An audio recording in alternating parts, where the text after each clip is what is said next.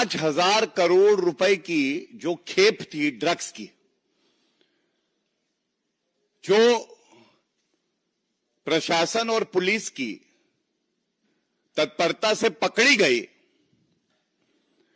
उसी का दूसरा भाग है ये प्रेस वार्ता।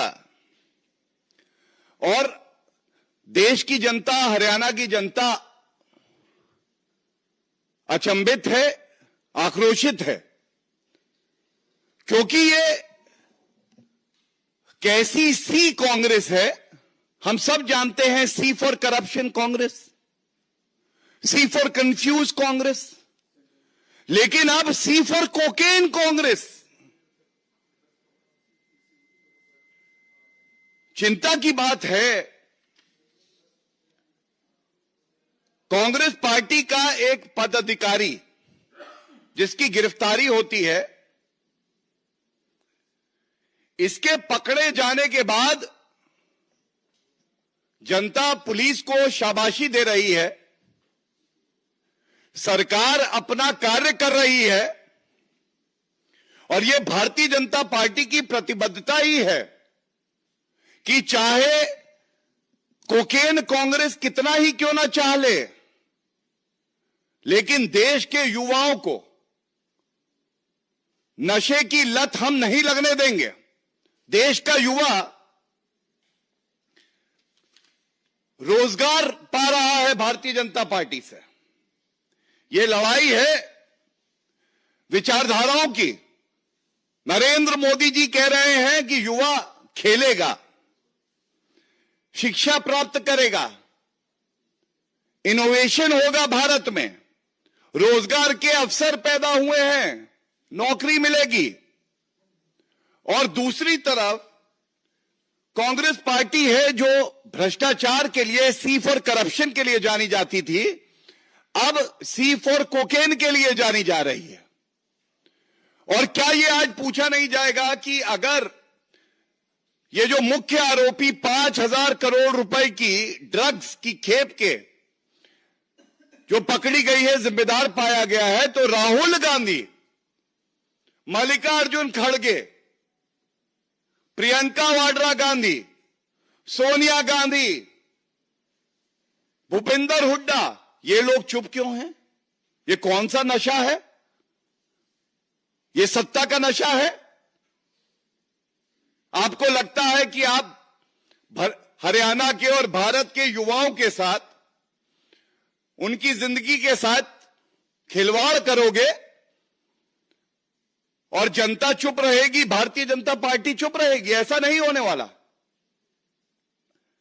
मैं धन्यवाद देता हूं गृह मंत्री श्री अमित शाह जी का, जिन्होंने कल बड़ी स्पष्टता से कहा, और मैं इस बात को पढ़ना चाहूंगा, यह संदेश पूरे देश में जाना चाहिए, हर युवा के मन की बात थी ये। एक और जहां मोदी सरकार नशा मुक्त भारत के लिए जीरो टॉलरेंस की नीति अपना रही है, वहीं उत्तर भारत से पकड़ी गई ड्रग्स की 5,600 करोड़ की खेप में कांग्रेस के एक प्रमुख व्यक्ति की संलिप्तता बेहद खतरनाक और शर्मनाक है। कांग्रेस के शासन में ड्रग्स से पंजाब, हरियाणा और समग्र उत्तर भारत में युवाओं का जो हाल हुआ है, वह सभी ने देखा है। मोदी सरकार युवाओं को खेल, शिक्षा और इनोवेशन की ओर ले जा रही है, और वहीं कांग्रेस उन्हें ड्रग्स की अंधेरी दुनिया में ले जाना चाहती है। कांग्रेस नेता द्वारा अपने राजनीतिक रसूख से युवाओं को ड्रग्स के दलदल में झोंकने का जो पाप किया जाना था, इन इरादों को मोदी सरकार कभी पूरा नहीं होने देगी। हमारी सरकार ड्रग्स के कारोबारियों को राजनीतिक पद या कद देखे बिना ड्रग्स के पूरे तंत्र का विनाश कर नशा मुक्त भारत बनाने के लिए संकल्पित है। तो ये विचारधारा है भारतीय जनता पार्टी और सरकार की। गृह मंत्री जी ने जो युवाओं के मन की बात है उसको इंगित किया है। मैंने राहुल गांधी की खड़गे जी की चुप्पी के बारे में बोला, आज ये पहला प्रश्न पूछा जाएगा, क्या रत्ती भर भी नैतिकता सत्ता के नशे में जो पूरी तरह से आज राजनीति कर रहे हैं बची है कि वो एक शब्द बोल सके? इस व्यक्ति का कांग्रेस पार्टी से क्या नाता है? ये रिश्ता क्या कहलाता है? और फर्जीवाड़ा जिसके लिए कांग्रेस पार्टी प्रसिद्ध है, एंटी डेटिंग करना डॉक्यूमेंट्स की, फर्जी डॉक्यूमेंट्स बनाना, यही तो कांग्रेस पार्टी का चरित्र है, यही तो चरित्र है कोकेन कांग्रेस का। तो मैं पूछना चाहूंगा, यह व्यक्ति जो है, इसकी नियुक्ति इन्होंने करी है 24 मार्च 2022 को, और जैसे ही वो एक अभियुक्त निकला, और ये अभियुक्त ये कमर्शियल क्वांटिटी से भी बढ़ के है। अगर आप एनडीपीएस एक्ट देखें, कमर्शियल क्वांटिटी से भी बढ़ के है। इसका मकसद केवल एक है कि जो भारत के युवा हैं, हरियाणा के युवा हैं, उनको आप नशे की लत लगा दें।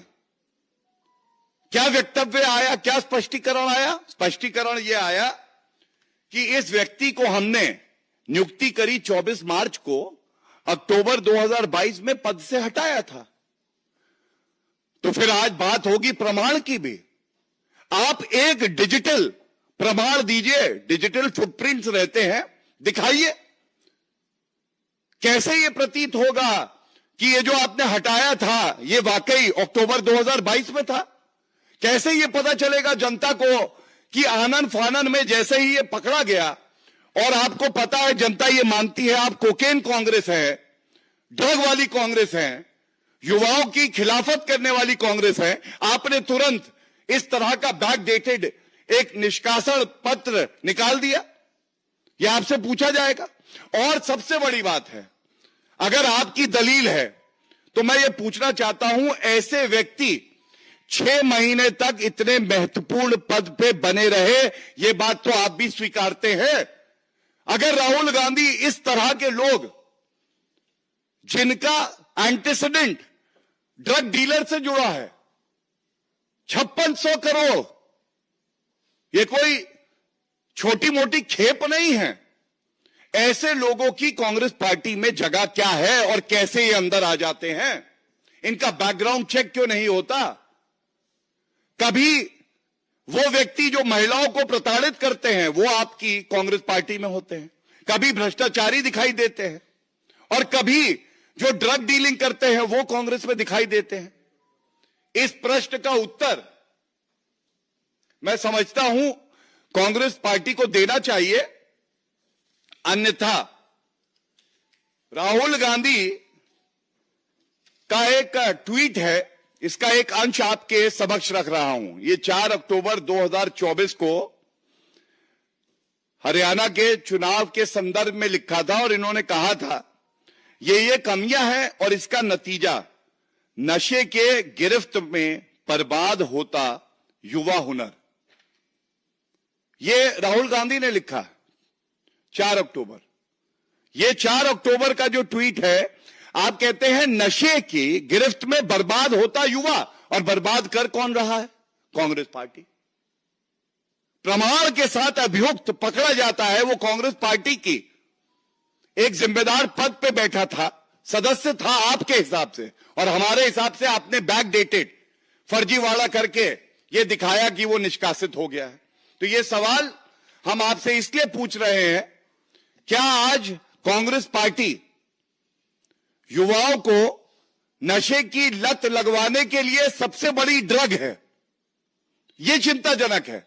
क्या लीडर ऑफ ऑपोजिशन, जिनकी जिम्मेदारी है ये कि वो इस मुद्दे पे बड़ी गंभीरता से स्पष्टीकरण रखे, कैसा सत्ता का नशा है कि राहुल गांधी आज चुप है?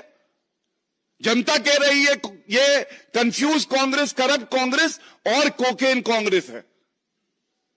और इसीलिए मैंने गृह मंत्री अमित शाह जी का जो वक्तव्य है, जो ये दर्शाता है कि हमारी जीरो टॉलरेंस की पॉलिसी है ड्रग अब्यूज पे, हमें ये लड़ाई लड़नी है और ये लड़ाई हम जीतेंगे भी।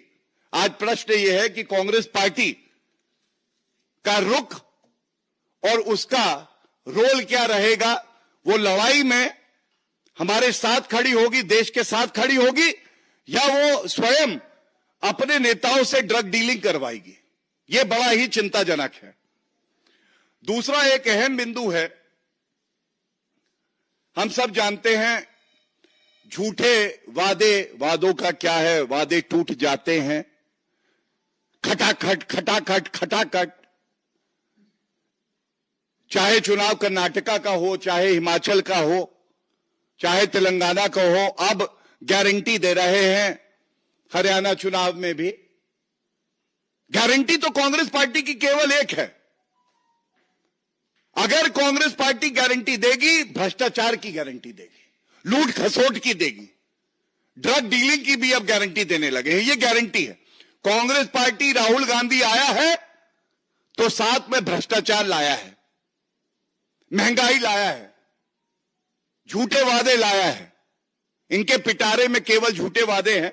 हम सब जानते हैं हिमाचल प्रदेश में जनता ने कांग्रेस पार्टी की सरकार बनाई और लोकतंत्र में जनता जनार्दन है। जो वर्डिक्ट आया वो सराखों पर सबने माना।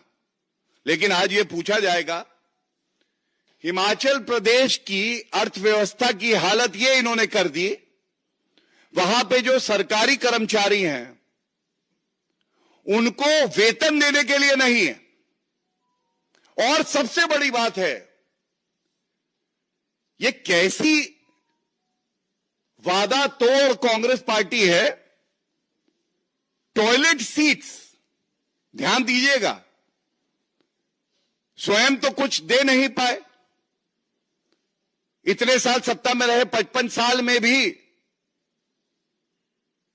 खेतों में, मैदानों में लोगों को जाना पड़ता था शौच के लिए।